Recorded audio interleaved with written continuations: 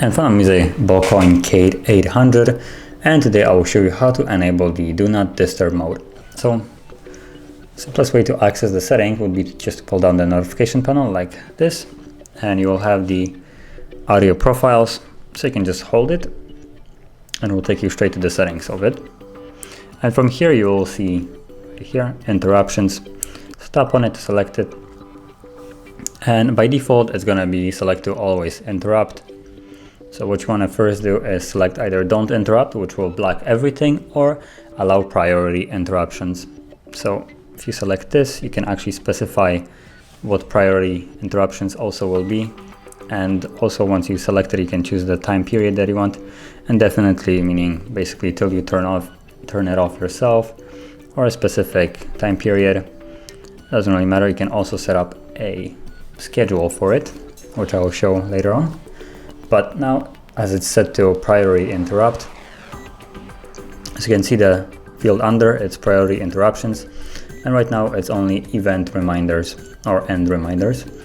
But you can also add calls and messages, and once you add calls and messages, you can specify who from calls and messages can access you by tapping calls and messages from, and as well, right now it's set by default to anyone, which will allow every call and message to get through, so kind of like the mode is not even enabled. So here you can choose contacts only, which will be everybody in your contact list, or steered contacts only, which is basically like your favorite contacts. Whoever you have set to favorites will be able to only call you, while everything else will be blocked, or call you and message you as well.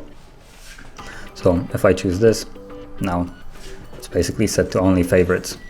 Now moving down, you will have downtime, none. So you can select each independent day of the week that you want this to be in effect. So I could select it only for, let's say today, done. And now only once a week it will be enabled, and then I set a start time and end time. So start time can be at 10 a.m. and end time at 7 p.m. for instance, right?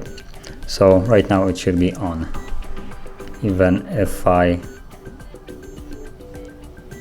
check that off.